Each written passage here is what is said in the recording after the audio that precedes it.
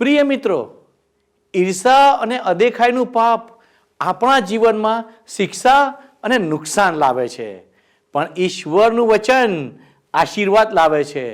શું તમે તે વચન પ્રમાણે જીવન જીવવા તૈયાર છો?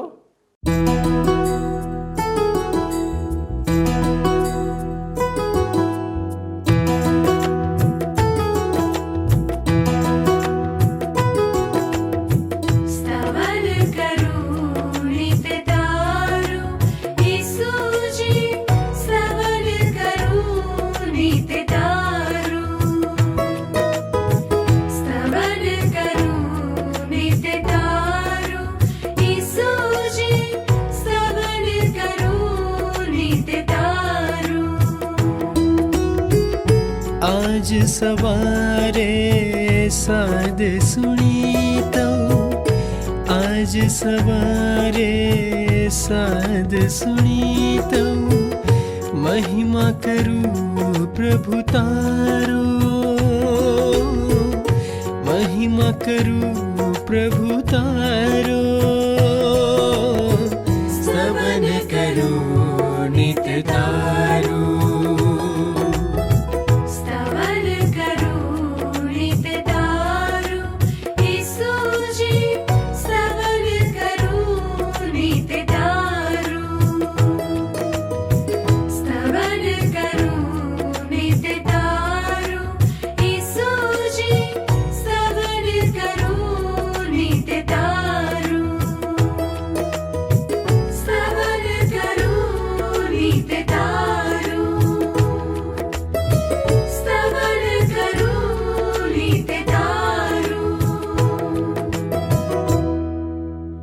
વહાલા દર્શક મિત્રો, ફરી એકવાર સ્તવન કાર્યક્રમમાં આપ સૌનું સ્વાગત કરું છું. આ દિવસોમાં આપણે ગણનાના પુસ્તકનો અભ્યાસ કરી રહ્યા છીએ.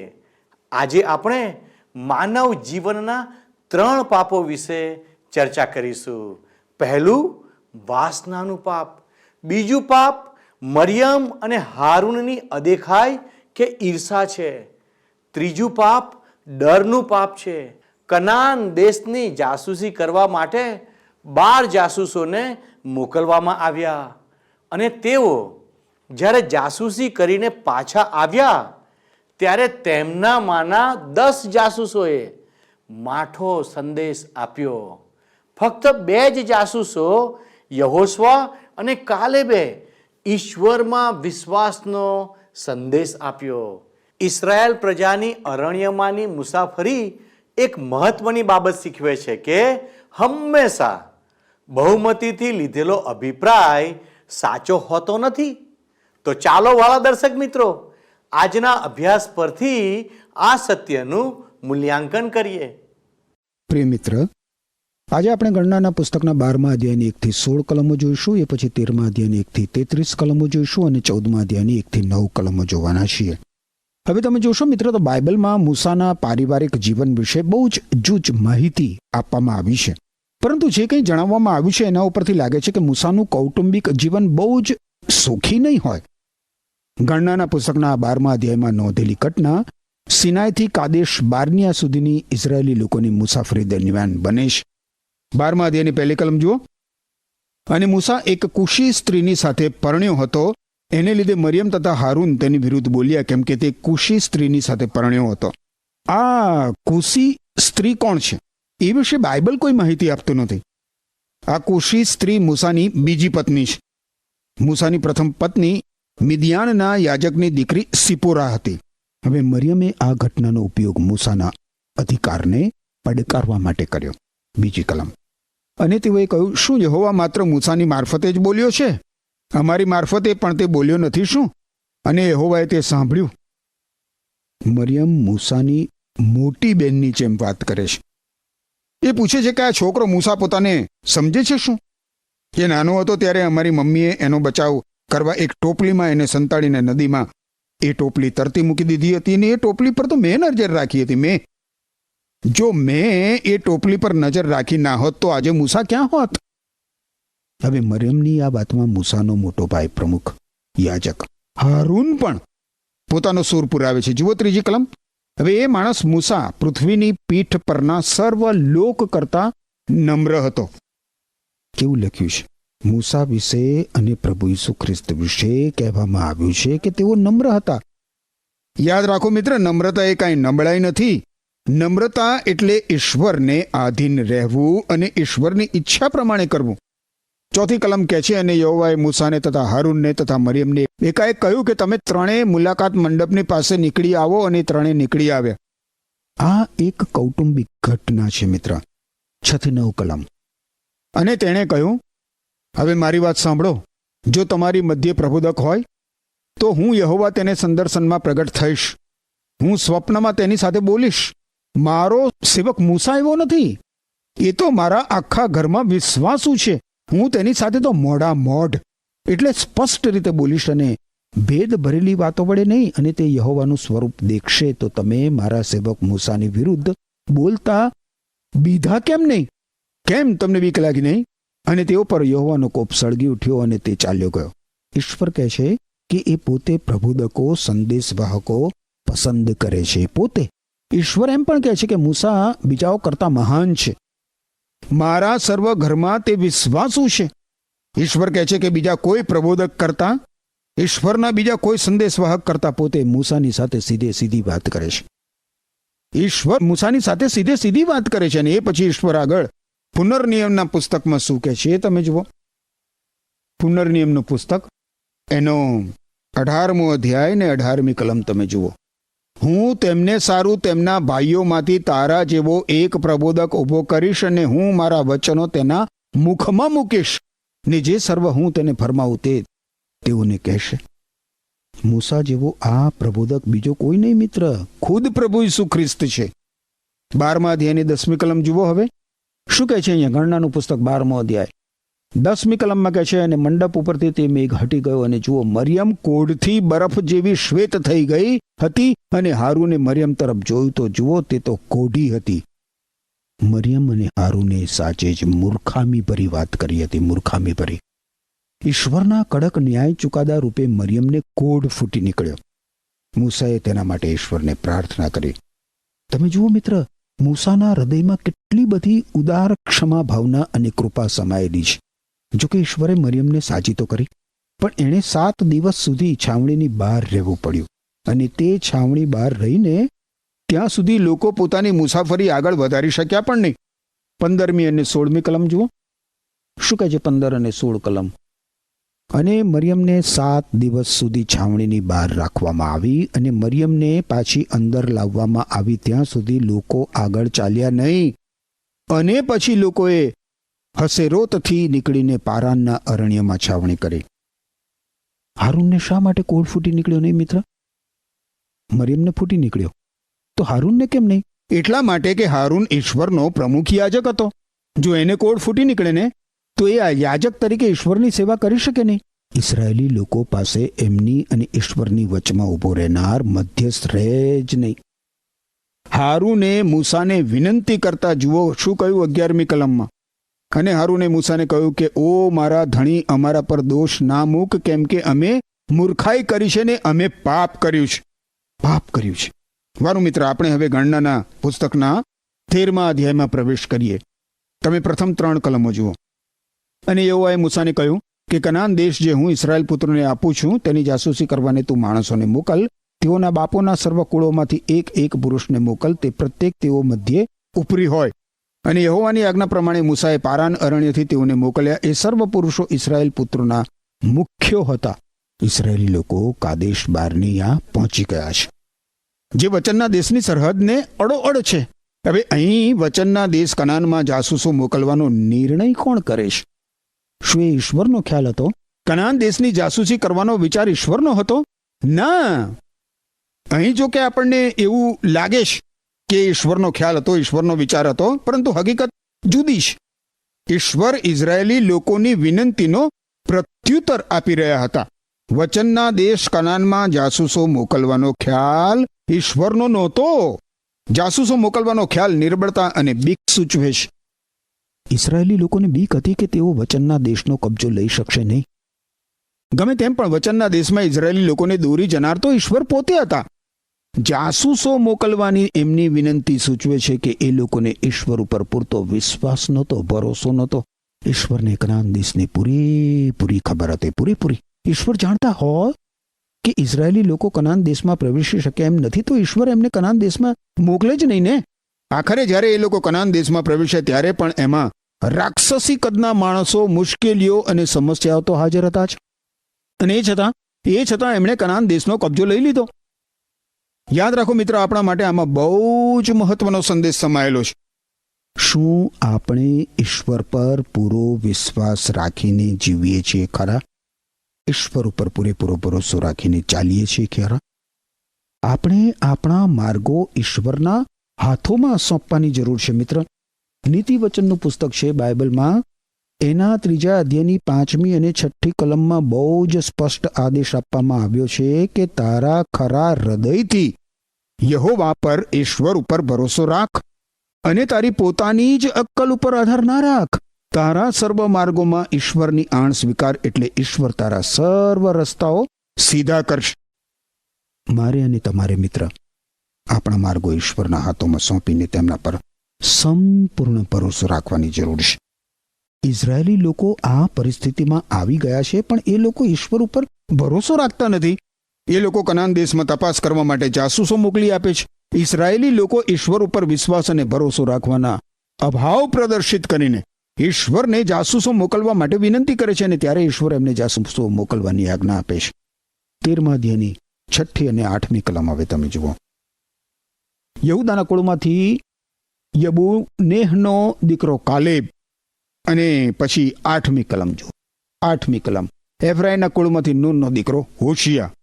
અહીં જાસૂસોની માહિતી આપવામાં આવી છે મિત્ર આ બધી કલમોમાં. અને હોશિયા એટલે યહોશુઆ અને કાલેબ, આ 2 નોંધપાત્ર યુવાનો હેવાલ આપનારાઓમાં લઘુમતીમાં હતા. હવે 17 થી 20 કલમો તમે જુઓ. ગણનાનું પુસ્તક 13મો અધ્યાય.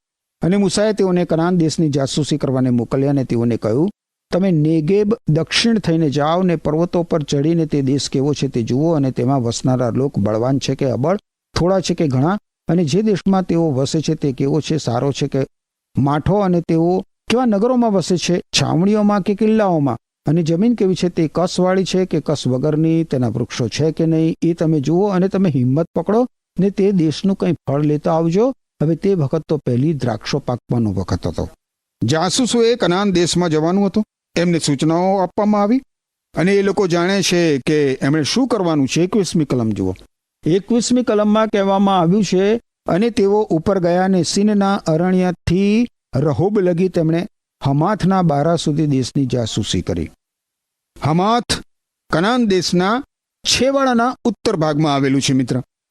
અને તમે જુઓ છો અહીં વર્ણવવામાં આવ્યું છે એ પ્રમાણે જાસૂસોએ બહુ જ ઝીણવટભર્યું કાર્ય કર્યું. એમણે કનાન દેશ વિશે પૂરતી માહિતી એકત્રિત કરી લીધી. કયા કયા સ્થળે એઓ ગયા અને એમણે રાક્ષસી કદના અનાક પુત્રોને જોયા, એ બધું આ અધ્યાયમાં વર્ણવવામાં આવ્યું છે.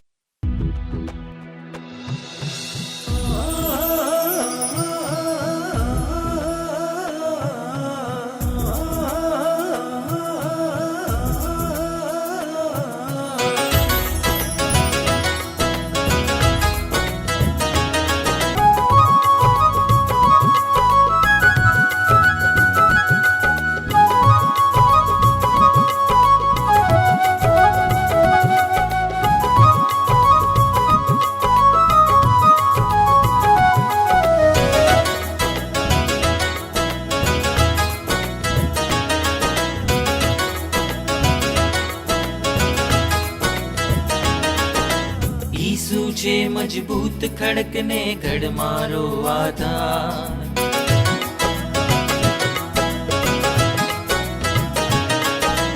ઈસુ છે મજબૂત ખડકને ઘડ મારો આધાર. ઈસુ છે મજબૂત ખડકને ઘડ મારો આધાર. તેની ઉપર બાંધી આપણું જીવન તણું મકાન. તેની ઉપર બાંધીએ આપણું જીવન તણું મકાન. જીવન તણું મકાન, જીવન તણું મકાન. ઈસુ છે મજબૂત ખડકને ખડ મારો આધાર. ઈસુ ઈસુ છે મજબૂત ખડક ને ગઢ મારો આધાર.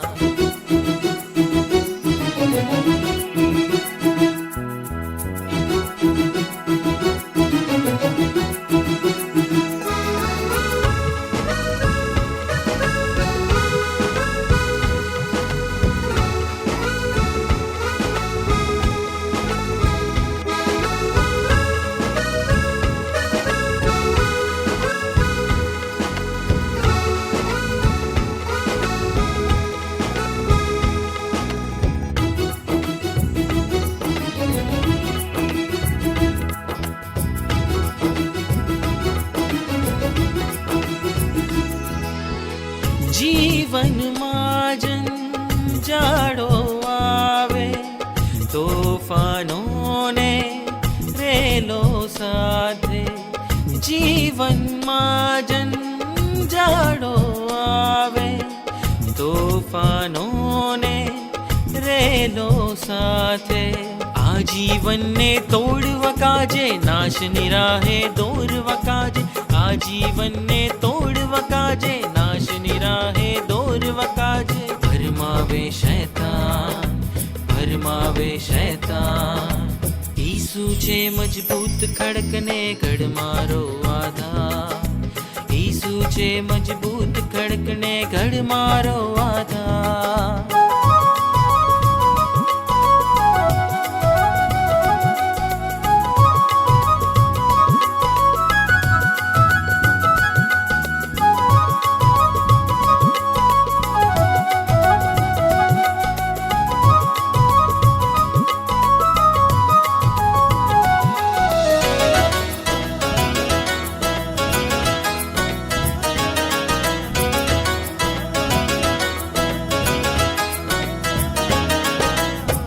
જીવન અર્પણ તેને કરીએ, આજે તેને શરણે જઈએ.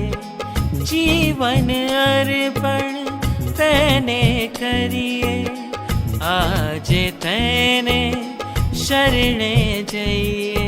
નવીન જીવનમાં આગળ વધીએ, મહિમા તેનો કરતા રહીએ. નવીન જીવનમાં આગળ વધીએ, મહિમા તેનો કરતા રહીએ. એક જ છે આધાર, ઈસુ એક જ છે આધાર. ઈસુ છે મજબૂત ખડક ને ગઢ મારો આધાર. ઈસુ છે મજબૂત ખડક ને ગઢ મારો આધાર. તેની ઉપર બાંધીએ આપણું જીવંતણું મકાન. તેની ઉપર બાંધીએ આપણું જીવંતણું મકાન. જીવંતણું મકાન, જીવંતણું મકાન. ઈસુ છે મજબૂત ખડક ને ગઢ મારો આધાર. ઈસુ છે મજબૂત ખડક ને ગઢ મારો આધાર. ઈસુ છે મજબૂત ખડક ને ગઢ મારો આધાર. હવે આપણે 22 થી 25 કલમો જોઈશું. અને તેઓ નેગેબ થઈને ગયા અને હેબ્રોન પાસે પહોંચ્યા. ત્યાં અનાક પુત્રો અહિમાન, શેશાય તથા તાલમાય હતા. હેબ્રોન તો મિસરમાંના સોઆનથી 7 વર્ષ અગાઉ બાંધેલું હતું. અને તેઓ એશ્કોલના નીચાણમાં પહોંચ્યા અને ત્યાંથી દ્રાક્ષોની એક લૂમવાળી એક ડાળી કાપી ને 2 માણસની વચમાં દાંડા ઉપર લટકાવીને તેને ઊંચકી લીધી. અને કેટલાક દાડમો તથા અંજીરો પણ તેઓ લાવ્યા. 25મી કલમ. જે લૂમ ઇસરાયેલ પુત્રોએ ત્યાંથી કાપી તે પરથી તે નીચાણનું નામ એશ્કોલ પડ્યું. અને તેઓ દેશની જાસૂસી કરીને 40 દિવસ પછી પાછા આવ્યા. દ્રાક્ષોની એક ડાળી ઊંચકવા માટે 2 માણસોની જરૂર પડી. એ તમે નોંધ્યું મિત્ર? કનાન દેશ કેટલો ફળદ્રુપ હતો એ બતાવવા એ લોકો કનાન દેશના કેટલાક ફળ પોતાની સાથે લેતા આવ્યા. અને એ લોકોએ 40 દિવસ સુધી કનાન દેશમાં જાસૂસી કરી. 26 અને 27 કલમ.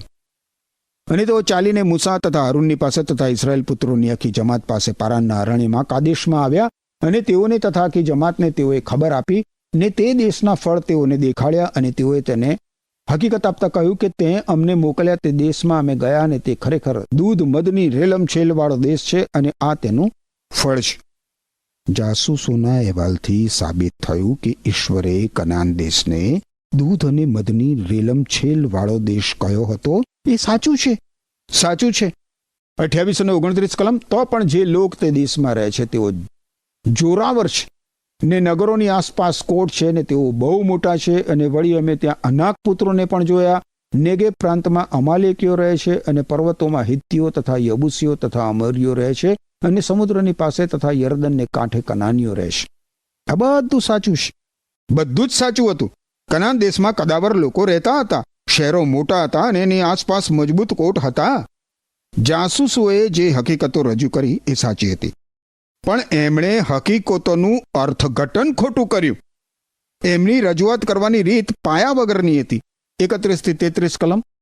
પણ જે માણસો તેની સાથે ગયા હતા તેઓએ કહ્યું કે એ લોકોની સામે આપણે ચડાઈ કરી શકતા નથી, કેમ કે તેઓ આપણા કરતા બળવાન છે.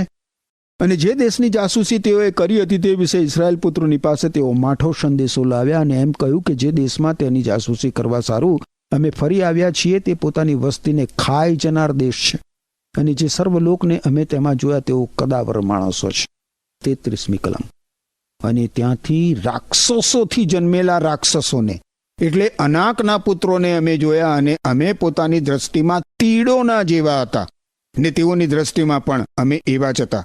તમે ગભરાઈ જાઓ, ઈશ્વર પરનો વિશ્વાસ ગુમાવી દો તો મિત્ર પરિસ્થિતિ અને સંજોગો અને સમસ્યાઓ મહાભયાનક સ્વરૂપ ધારણ કરી લે. એ હોય એના કરતાં વધારે મોટા લાગે. કનાન દેશમાં કદાવર માણસો હતા, પરંતુ ઇઝરાયેલી લોકોએ એમને રાક્ષસો સમાન ગણી લીધા. રાક્ષસો સમાન. એ લોકો રાક્ષસી દેખાયા કારણ કે ઇઝરાયેલી લોકો બી ગયા હતા. ઇઝરાયેલી લોકોને કનાન દેશના લોકો કદાવર દેખાયા અને એમણે પોતાને તીડ સમાન જોયા. આ સરખામણીમાં તમે જાણો છો એમણે કોની બાદબાકી કરી નાખી મિત્ર? એમણે ઈશ્વરની બાદબાકી કરી નાખી. જો એમણે સરખામણીમાં ઈશ્વરનો સમાવેશ કર્યો હોત તો પરિસ્થિતિ કેટલી જુદી હોત. 30મી કલમ તમે જુઓ, 13મા અધ્યાયની. અને કાલેબે મૂસાની આગળ લોકોને શાંત પાડ્યા અને કહ્યું કે ચાલો આપણે એકદમ ઉપર જઈને તેને કબજે કરીએ, કેમ કે આપણે તેને હરાવવાને પૂરા સમર્થ છીએ. આ લઘુમતીનો અહેવાલ છે મિત્ર. કાલેબે આ અહેવાલ આપ્યો, પરંતુ બીજા લોકોએ એના અહેવાલને દબાવી દીધો. માત્ર યહોશવા કાલેબની સાથે સહમત થયો. હકીકતો સંબંધી જાસૂસોનો અહેવાલ તદ્દન સાચો હતો, એમાં કોઈ શંકા નથી મિત્ર, પરંતુ એના અર્થઘટન વિશે બે મંતવ્યો રજૂ થયા. લઘુમતી મંતવ્ય હતું કે ચાલો આપણે દેશને કબજે કરીએ, આપણે એને હરાવવા માટે પૂરા સમર્થ છીએ. પણ પેલું બહુમતી મંતવ્ય તો એ હતું કે આપણાથી એ નહીં થઈ શકે. લોકોએ બહુમતીનું મંતવ્ય માન્ય રાખ્યું. એનું કારણ એ છે કે ઈશ્વરમાં એમને પૂરતો વિશ્વાસ નહીં હોવાથી એ લોકો માની શક્યા નહીં કે એ લોકો કનાન દેશનો કબજો લઈ શકશે. ગણનાનો 14મો અધ્યાય જોઈએ, પહેલી કલમ જુઓ. અને આખી જમાતે મોટો ઘાંટો પાડીને પોક મૂકી અને તે રાત્રે લોકો રડ્યા. એ રાત્રે લોકો અગાઉની જેમ જ રડ્યા. બીજી કલમ શું કહે છે? અને સર્વ ઇસ્રાયેલ પુત્રોએ મૂસાની વિરુદ્ધ તથા હારૂનની વિરુદ્ધ કચકચ કરીને આખી જમાતે તેઓને કહ્યું, અમે મિસર દેશમાં મરી ગયા હોત તો સારું, અથવા અરણ્યમાં મરી ગયા હોત તો સારું. મને લાગે છે મિત્ર કે આ સમયે તો બિચારા મૂસા અને હારૂનને મનમાં થયું જશે કે અમે અરણ્યમાં મરી ગયા હોત તો સારું થાત, જેથી ઇઝરાયેલી લોકોની આ સતત ચાલતી કચકચ અને ફરિયાદથી અમે બચી તો જાત. ત્રીજી કલમ. અને તરવારથી મરી જઈને માટે યહોવા અમને આ દેશમાં કેમ લાવ્યો છે? અમે તરવારથી મરી જઈએ માટે યહોવા અમને આ દેશમાં કેમ લાવ્યો છે? અને અમારા બૈરા છોકરા લૂંટરૂપ થશે, મિસરમાં પાછું જવું એ શું અમારે સારું, વધારે સારું ન હોય? આ લોકોના મનની પરિસ્થિતિ એટલી તો ખરાબ છે કે એ લોકો કહે છે કે અમારી પત્નીઓ અને અમારા બાળકોને દુશ્મનો અમારાથી છીનવી જશે. એ લોકો પોતાની પત્નીઓ અને બાળકોનું બહાનું કાઢે છે. એવો ડોળ કરે છે કે એ લોકો પોતાની પત્ની અને બાળકોનો ખ્યાલ રાખે છે, પરંતુ હકીકતમાં તો એ લોકો ઈશ્વરને દોષ દે છે. એ લોકો એવું પ્રદર્શિત કરે છે કે જાણે ઈશ્વરને એમની પત્નીઓ અને એમના બાળકોને કાંઈ પડી જ નથી. તમે જાણો છો મિત્ર, વચનના દેશમાં કોણે પ્રવેશ કર્યો? ઇઝરાયેલી લોકોના આ સંતાનોએ પ્રવેશ કર્યો. ઇઝરાયેલી લોકોની આ બીજી પેઢીએ પ્રવેશ કર્યો. આ ઇઝરાયેલી લોકો તો ત્યાં બેસીને રડવા લાગ્યા અને એમના બાળકોની સલામતીની ચિંતા કરવા લાગ્યા. હકીકત તો એ છે કે ઈશ્વર એમના બાળકોનો વિચાર કરતા હતા, ઈશ્વર પોતે. અને ઈશ્વર એમને વચનના દેશમાં લઈ પણ ગયા. આગળ આપણે 4 થી 9 કલમો જોઈએ. અને તેઓએ એકબીજાને કહ્યું, આપણે સરદાર ઠરાવીને મિસરમાં પાછા જઈએ. ત્યારે ઇસરાયેલ પુત્રોની જમાતની આખી સભાની આગળ મૂસા તથા હારૂન ઊંધા પડ્યા, અને નૂનનો દીકરો યહોશવા તથા યુફેનનો દીકરો કાલેબ, જેઓ દેશની જાસૂસી કરનારાઓમાંના હતા, તેઓએ પોતાના વસ્ત્રો ફાડ્યા, અને તેઓએ ઇસરાયેલ પુત્રોની આખી જમાતને કહ્યું કે જે દેશની જાસૂસી કરવાને અમે જઈ આવ્યા તે અત્યુત્તમ દેશ છે. જો યહોવા આપણા ઉપર પ્રસન્ન હશે તો તે આપણને તે દેશમાં લાવશે, ને તે આપણને આપશે, ને તે તો દૂધ મધની રેલમછેલ વાળો દેશ છે. ફક્ત યહોવાની વિરુદ્ધ તમે દંગો ના કરો, તેમજ દેશના લોકોથી તમે બીશો નહીં, કેમ કે તેઓ તો આપણો ભક્ષ છે. તેઓનો આશ્રય તેઓની પાસેથી જતો રહ્યો છે, ને યહોવા આપણી સાથે છે, તેઓથી ન બીવો. આ બે માણસો યોશુઆ અને કાલેબ બીજા જાસૂસોના જેવી જ માહિતી લઈને આવ્યા હતા, પરંતુ એમના અહેવાલમાં તફાવત કયો છે? એમના અહેવાલમાં તફાવત હકીકતોના અર્થઘટનનો છે મિત્ર, કારણ કે એમણે એમાં ઈશ્વરનો સમાવેશ કર્યો. તમને કદાવર માણસ સામે તમારી જાત તીડ જેવી દેખાય ત્યારે તો તમને ઈશ્વરની વધારે જરૂર હોય ને. મિત્ર, ઇસરાયેલી લોકોને ઈશ્વરની ખરેખર જરૂર હતી, ખરેખર જરૂર હતી. કાલેબ અને યહોશુઆએ તેમને ભારપૂર્વક જણાવ્યું પણ ખરું કે જો ઈશ્વર તેમનાથી પ્રસન્ન હશે, ખુશ હશે, તો ઈશ્વર એમને વચનના દેશમાં અચૂક લઈ જશે. પરંતુ એ લોકો ઈશ્વર ઉપર વિશ્વાસ કરે નહીં, તો ઈશ્વર કઈ રીતે એમનાથી ખુશ થાય? એમણે ઈશ્વર ઉપર વિશ્વાસ રાખવો જ પડે. શું તમને મિત્ર તમારા જીવન માટે ઈશ્વર ઉપર વિશ્વાસ છે? ફરીથી પૂછું છું, શું તમને તમારા જીવન માટે ઈશ્વર ઉપર વિશ્વાસ છે મિત્ર? કયા ઈશ્વર ઉપર વિશ્વાસ છે? કેવો વિશ્વાસ છે? ફરી મળીએ ત્યાં સુધી ઈશ્વર તમને પોતાની પાંખોની છાયા તળે, પોતાની આંખોની કીકીની પેઠે સાચવી સંભાળી રાખો. ઈશ્વર તમને આશીષ આપો. આમેન. વહાલા દર્શકો, આજના અભ્યાસમાં આપણે મૂળભૂત રીતે 3 ઘટનાઓ જોઈ ગયા. જ્યારે આપણે આધ્યાત્મિક સેવામાં હોઈએ અને દુનિયાવી રીતે મૂલ્યાંકન કરીએ છીએ, ત્યારે આપણે મરિયમ અને હારૂનની જેમ ઈર્ષાના પાપમાં પડીએ છીએ. સેવામાં દરેકની ભૂમિકા મહત્વની છે. આપણે એકબીજાને ઉત્તેજન આપવું જોઈએ. ઈર્ષા કે અદેખાઈ ન કરવી જોઈએ. ઈશ્વર ઈચ્છે છે કે આપણે તેમનામાં પૂરો ભરોસો રાખીએ, જેથી જ્યારે પણ આપણે પહાડ જેવી સમસ્યાઓનો સામનો કરીએ ત્યારે આપણે તેમનાથી ડરવું ન જોઈએ. જો તમે ઇસરાયેલીઓના જીવનને ધ્યાનથી જોશો તો તમને તેમના જીવન પ્રત્યે દુઃખ અને ગુસ્સાની લાગણી થશે, કારણ કે આટલા બધા ચમત્કારો જોયા પછી પણ તેઓએ ઈશ્વર પર વિશ્વાસ ન કર્યો. આપણે જોયું કે ઇસરાયેલીઓના જીવનમાં બળબડાટ અને હઠીલાપણીનું એક સરળ પાપ 1 દિવસની મુસાફરીને 1 વર્ષમાં ફેરવે છે, અને એમ 40 દિવસની મુસાફરી 40 વર્ષોમાં ફેરવાઈ જાય છે. તો મિત્રો, આપણું જીવન કેવું છે તે આજે જ નક્કી કરીએ. આ બાબત સમજવા ઈશ્વર આપ સર્વને સહાય કરો. આમેન. શું તમને આ કાર્યક્રમ ગમ્યો? અત્યારે જ અમને મિસ કોલ કરો.